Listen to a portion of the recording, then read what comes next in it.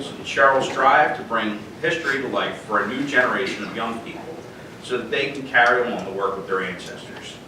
Students from Springfield High have been participants in the County Council's Black History Celebration for the last several years, and we are pleased to welcome them back again this year. With us today are Springfield High School seniors Cameron Council, Arathi Play, Nia Stevenson, and Sarah Daly, who is a junior. We are also pleased to welcome back Fonda Adkins, who is an award-winning learning support teacher. She's also sponsor of the REACH, which is Respecting Ethnic and Cultural Heritages, the REACH program, and the advisor of the Wasis Honor Society. County Council is very proud of the accomplishments of our students throughout the county, and we are pleased to recognize these Springfield students today. Following the resolution presentation, these talented students will provide a presentation and performance that they have put together for today's meeting in celebration of Black History Month. First, I'd like to ask the students and Ms. Akins to come forward to accept our resolutions, and then also invite Judge Nichols and Mrs. Nichols. And as I said, we led in our Pledge of Allegiance this morning by Delaware County Sheriff, so we recognize him here this morning, Sheriff Sanders. So would those individuals come forward for the presentation of the resolution?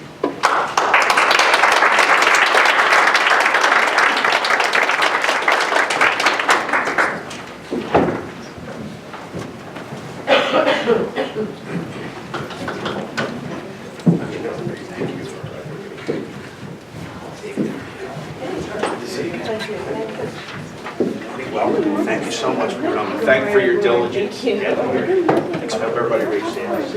2 hours of yeah, great. Come on. So you're not missing any school? We're not 2 hours. Thanks for joining us. No school tomorrow. You have to go do 2 hours tomorrow. Good morning. Thanks for Thank you. First, we come up here and present the resolution, take our picture. So can the students come up and Yeah. He's trying to see a picture. Yeah. This is This will be a resolution for each. Thank you. Very much.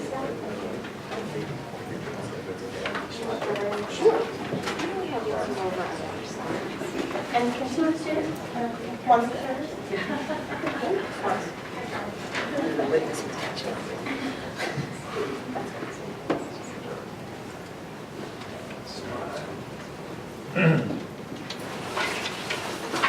Sorry.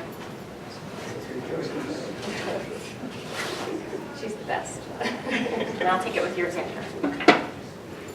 Ready? I'm sorry.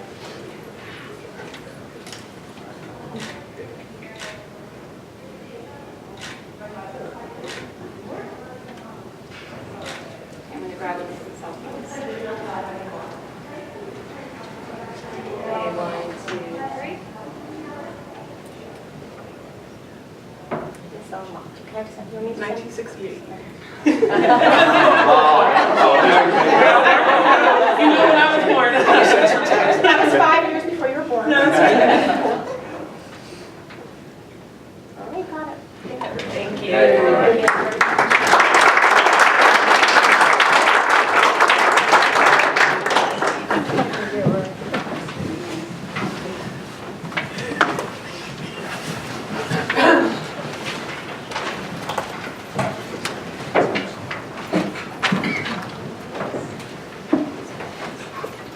Good morning.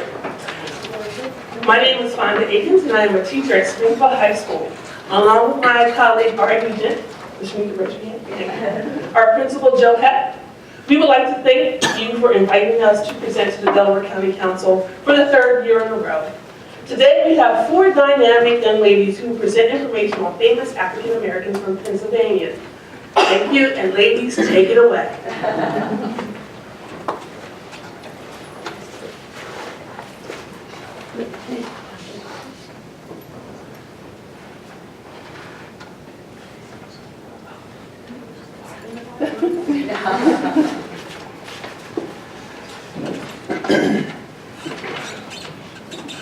Good morning. morning, all. My name is Rafi Falai, and I'm a senior at Springfield High School. I'm the president of REACH and the treasurer of the W.E.B. Du Bois Honor Society. So I'm here to talk about Ed Bradley today. Edward Rudolph Ed Bradley was born on June 22nd, 1941, and passed on November 9th, 2006. He was an American journalist, and he was best known for his 26 years of award-winning work on the CBS news television program 60 Minutes. During his career, he covered the fall of Saigon. He was the first black television correspondent to cover the White House, and anchored his own news broadcast, CBS Sunday Night News with Ed Bradley. He received several awards for his work, including the Peabody, the National Association of Black Journalists Lifetime Achievement Award, Radio Television Digital News Association Tall White Journalist Award, and 19 Emmy Awards. Bradley was born in Philadelphia, Pennsylvania. He graduated in 1959 from St. Thomas More Catholic Boys High School in West Philadelphia, and the first historically black college, Cheyney State College, which is now known as Cheyney University of Pennsylvania. He graduated in 1964 with a degree in education. Over the course of Bradley's 26 years on 60 Minutes, he did over 500 stories covering nearly every possible type of news, from the heavy segments on war, politics, poverty, and corruption to the lighter ones like biographical pieces, stories on sports, cuisine, and music. Among others, he interviewed Laurence Olivier, Neil Armstrong, Michael Jackson, Mick Jagger, the 92-year-old George Burns, and Michael Jordan, as well as conducting the first television interview with Bob Dylan in 20 years. Bradley's favorite 60-minute segments was when he, as a 40-year-old correspondent, interviewed 64-year-old singer Lena Horne. And to conclude, in the words of Ed Bradley, be prepared, work hard, and hope for a little luck. Recognize that the harder you work and the better prepared you are, the more luck you will have. Thank you.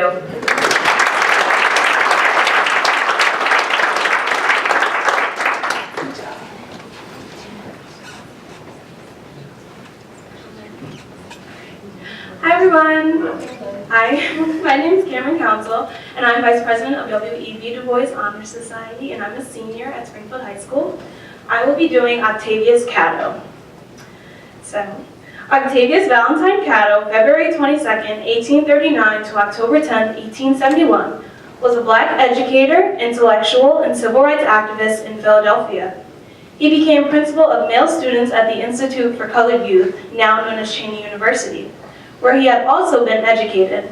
Born free in Charleston, South Carolina, in a prominent mixed-race family, he moved north as a boy with his family. He became educated and served as a teacher, becoming active in civil rights. Catto fought fearlessly for the desegregation of Philadelphia's trolley car system.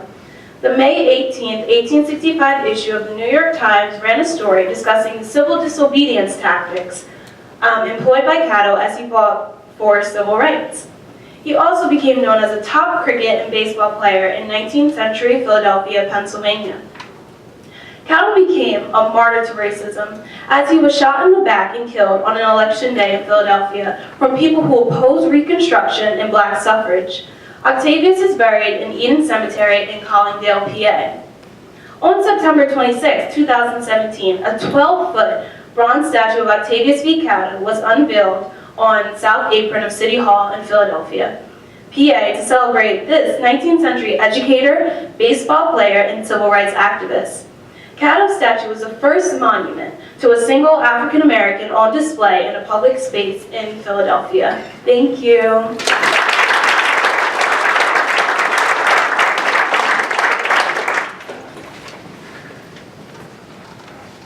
Good morning. My name is Sarah Dackley. I'm in 11th grade. I am the secretary of W.E.B. Du Bois Honor Society and the treasurer of REACH.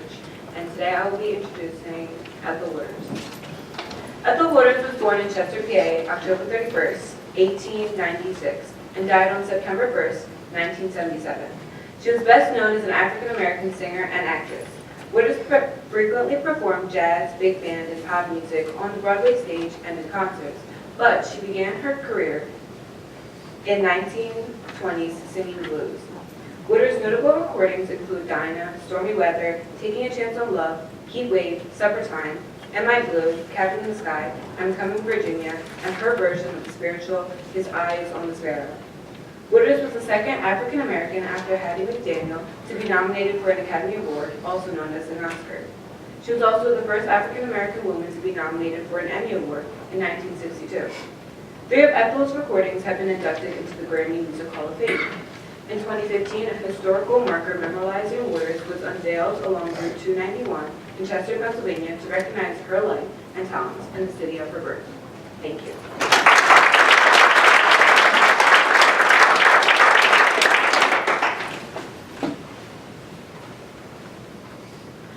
Hello everyone, my name is Nia Stevenson. I'm also a senior at Springfield High School, and I am the president of WEB Du Bois Honor Society. I'll be talking about 3 great people in our Philadelphia area, one being Jill Scott. Jill Scott, born April 4th, 1972, also known as Jilly from Philly, is an American singer-songwriter, model, poet, and actress. Her 2000 debut, Who is Jill Scott? Words and Sounds, Volume 1, went platinum. And the follow-ups, Beautifully Human, Words and Sounds, Volume 2, and The Real Thing, Words and Sounds, Volume 3, both achieved gold status. She made her cinematic debut in the films Hound Dog and Tyler Perry's Why I Get Married. After a 4-year hiatus from music, Scott released her 4th album, The Light of the Sun, in 2011. In 2014, she starred in the film Get On Up as the second wife of James Brown. She also appeared as the lead role in the BBC HBO series, The #1 Ladies Detective Agency, based on the novels of the same name by Alexander McCall Smith. In 2015, she released her 5th album, entitled Woman. Jill Scott is a graduate of Philadelphia High School for Girls, and she attended Temple University. She is also the recipient of 3 Grammy Awards. Scott has established the Blues Babe Foundation, a program founded to help young minority students pay for university expenses. The foundation offers financial assistance to students between the ages of 16 and 21 and targets students residing in the Philadelphia, Camden, and Greater Delaware Valley areas. Scott has donated over $100,000 to start the foundation. The foundation was named after Scott's grandmother, Babe. Kenneth Gamble and Leon Huff. Kenneth Gamble, who was born October 14, 1943 in Philadelphia, PA, and Leon Huff, who was born in Camden, New Jersey, are an American songwriting and record production team who have written and produced 15 gold singles and 22 gold albums. Gamble and Huff formed Philadelphia International Records in 1971 as a rival to Berry Gordy and Motown Records.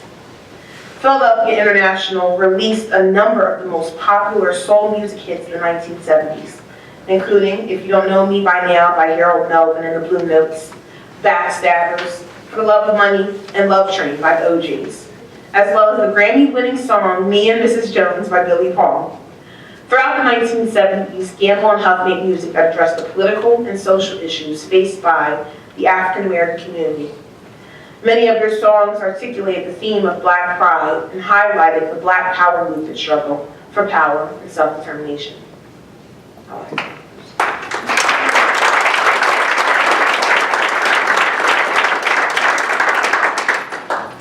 As a tribute to all of these famous African American heroes, we would like to read a poem, Invictus by William Ernest Henley.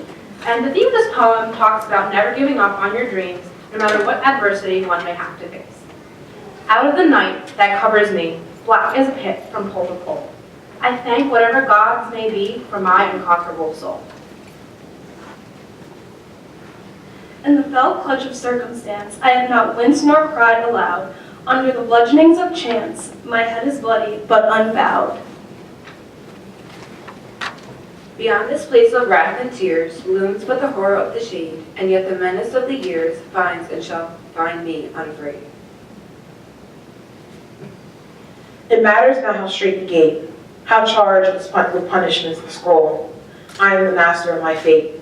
I am the captain of my soul.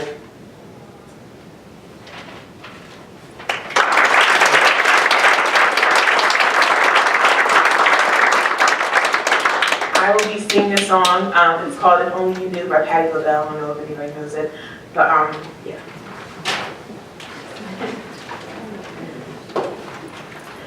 I must have rehearsed my lines 1,000 times until I have them memorized. But when I get up the nerve to tell you the words, just never seem to come out right. Oh, if only you knew how much I do love you. Oh, if only you knew how much I do need you. I dream of moments we share, but you're not there. I'm living in a fantasy. Oh, if only you knew how much I do love you. Oh, if only you knew how much I do need you. Thank you.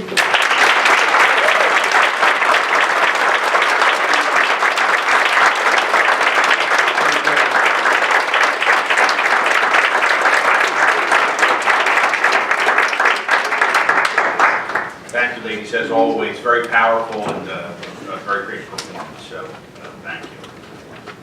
With that, returning to our agenda, we are up to the portion for any comments by council. I'll recognize Mr. Zia. Thanks, Mr. Chairman. I have nothing other than to say thank you to our students and their teachers for coming in this morning. Appreciate it. Thank you. Mr. Madden? Yes, thank you, Mr. Chairman. I'd just like to share a few thoughts. I think the strength of any community, any nation, is really directly tied to our shared sense of empathy. And Black History Month is a time for all of us to really remember the importance of understanding where each of us comes from. Because I don't think we can understand one another unless we know our history, the history of our family, of our community. And so I think it's so important to reflect upon that at a time where we see so much divisiveness in our world, in our country. This is a real important time, I think, for all of us to reflect upon that. So I think all of you came in to help us to remember that. And I think there's a segue here, and it's that with regard to the pipeline, I'm encouraged to see so many people who have come out and shared what concerns them. Because I think, as I said, we all really, we grow in our ability to move forward when we understand what concerns we bring to the table and what defines where we are today and what drives us to behave the way we do and to do what we do. And so I just want to say I'm grateful and I'm hopeful to hear what comes back from our reconstituted assembly, or I should say the committee that's working on the pipeline issue. And I hope that we can all remember that this isn't a time where we are voting yay or nay on a pipeline. We're voting about the importance of understanding all of the issues and to really acknowledge that I think we have an obligation as leaders to ensure that before anything moves forward, we understand the impacts that it will have economically on people's nest eggs and on the safety of our entire community.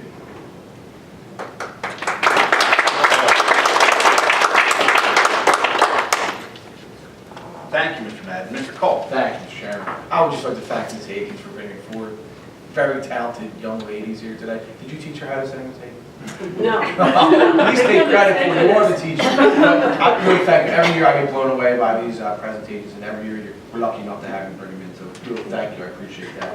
I'd also like to recognize Deputy District Attorney Dawson and District Attorney Parham, who Ms. Parham is a proud Springfield resident also. And it's great to have everyone here today and bring everyone for such a great cause. So thank you all for attending. That's all I have, Mr. Chairman. Thank you, Mr. Cole. Ms. Marone. Thank you, Mr. Chairman. I'll add my congratulations as well. Mrs. Nichols does a fabulous job helping to coordinate and put this together every year with Judge Nichols. And every year you guys do a fantastic job. All the best to you as you graduate this year. And we look forward to seeing Springfield again next year with another fantastic contribution to recognizing Black History Month. And I also just wanted to point out our director of COSA, who is here today, Denise Stewart, who has also brought along some individuals who are enrolled in colleges throughout the community who are working in COSA during this year. And today they attended a county council meeting to kind of get an understanding of, what the full scope of the county looks like. So we're thrilled to have you join us. Hopefully you found the interesting, informative, and learned something new about where you live. That's all. Thank you, Ms. Marone. And I want to echo everyone's comments and welcome Ms. Stewart and the internship that we have from COSA. As you know, what you've probably seen so far is you do a lot of important work that very much impacts the lives of our seniors in Delaware County. So we're very thankful for you stepping forward, into that difficult role. Welcome all of our honorees here this morning. They just did a terrific job. Nia, I think Patty LaBelle ought to be a little worried. Thank Ms. Akins for your leadership at Springfield High School. Thank you to Mrs. Nichols, Judge Nichols, who I always say is my favorite law school professor and one of my favorite judges here in Delaware County. I do, during the year, we get to honor many different cultures and heritages and celebrate what we have here in Delaware County. And those are always the meetings I like best. I really do like that we can celebrate, first of all, their fun meetings. We're reminded of great individuals that some either came from or touched us here in Delaware County, like Octavius Cato and Ethel Waters and Ed Bradley and Jill Scott and Gamble and Huff. And it's always, not only educational and informative, but fun to highlight the work that those individuals did that helped lift us up here in Delaware County to what I think is the great county that we do exist in.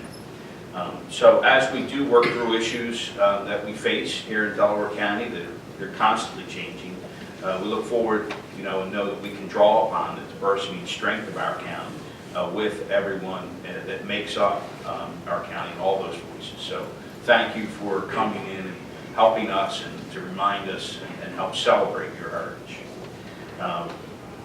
So with that, the only other thing I wanted to mention was I hear there'll be a celebration tomorrow. Thankfully, it's not in Delaware County, it's in Philadelphia. There'll be a whole lot more work for all of us here, but good luck. First of all, express the thoughts of everyone. We're very happy Eagles fans. Thank you to all our county employees that came out last Friday for a bit of our pep rally. Thank you to Lisa Kearney and the Morale Committee and Fran Goff and everyone else that put that together. Our employees were able to just take an hour and have some fun during their lunchtime to correctly predict the outcome of the Super Bowl. And we encourage all our residents to have a ton of fun tomorrow, but please be safe. And there's a PSA, if anyone is planning on using SEPTA tomorrow, I would highly encourage you to go on to SEPTA's website. They have a special page up for the Eagles Parade information and review that information before you leave tomorrow. Do not expect that you can walk up to any train station or trolley station and be able to just jump on public transportation tomorrow. It will not happen. So please plan a little bit ahead, have fun, dress warmly, and we'll see you back here next week. So unless there's any further business from council, I would entertain a motion to adjourn. Chairman, I'd like to make a motion to adjourn. Is there a second to that motion? Second? Second. Any discussion on the motion? If not, all those in favor say aye. Aye. Any opposed? Thank you all very much for coming in. Nice job.